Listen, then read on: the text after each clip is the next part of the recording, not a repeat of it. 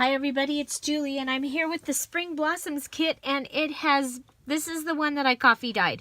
So you can see how the items turned out. So here's the little bag. Everything turned out amazing. I coffee dyed the flowers, the material, and it all, oh my gosh, it all took really amazing. So giving you that aged look. Look, this even had some of the coffee, and it smells so good. Oh, it makes me hungry. Okay, so I coffee dyed all the ribbons, and you can see they look totally shabby. The little roses, all of it. It took so well. Look at the daisies. So I will be using this kit. Now this I coffee dyed on a barbecue grate. You can get them at Dollar General for $1, and they're big. They're big enough to put 2 pages on. I also coffee dyed the water embossed papers. I'm not sure that I would coffee dye them again, but this is how they turned out. So this is the charger plate one and the Queen Anne's lace. The green paper turned out, the envelope, and this I went ahead and I put coffee down in the envelope.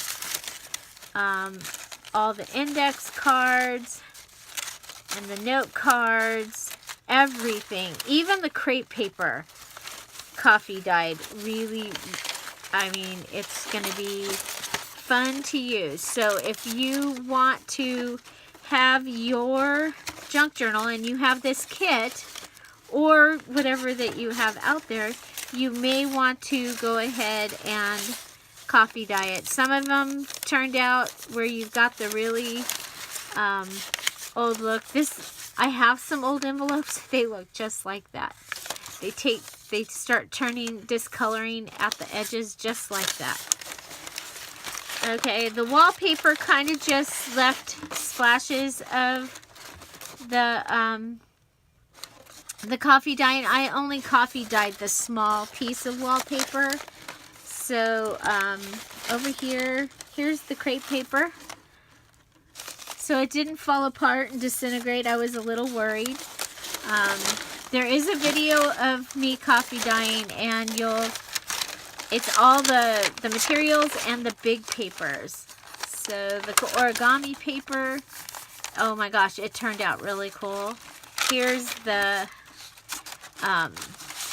these note papers, and oh my gosh, that's probably my favorite, because now when I coffee dye, I don't use my oven, because a while back my oven was broken and I needed to coffee dye some papers, and I found that I liked the lighter look, and it didn't make my papers disintegrate and act like they were gonna just fall apart. There's the ledger paper.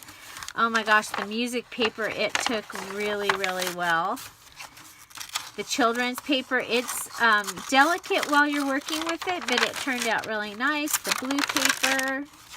Here's the coffee papers, turned out really nice. Ooh, I like this one. So, and I even did coffee dye the prints. The smaller one had a little bit of, it changed color a little bit, but it still looks really cool. So that is the Spring Blossoms kit after I coffee dyed it, and there is a video of me coffee dyeing, and so all of these videos will go up today. This is the first day of our Spring Blossoms junk journal, start to done, and I wanted to give you a couple of options. So I will be working a couple of different books while we're doing these videos, and I will actually be making one of my books will be with the coffee dyed papers. So I hope you enjoyed this video. If you did and you're following along, please give it a thumbs up. Thumbs up if you liked it as well. Any comments, questions, suggestions, put them down below. Don't forget that there is a video that tells you the supplies that you would want to have if you want to follow along, even if you weren't able to purchase a kit. Kits are still available in my Etsy shop, Dearjuliejulie, and I am giving further instructions, and it's easier to follow along in my Facebook group, Scrap All About It. So come on and join us over there. Have an amazing day, and yeah, so welcome to the Spring Blossoms series. Find something to celebrate every day. Don't forget to subscribe, and see you in the next video. Bye.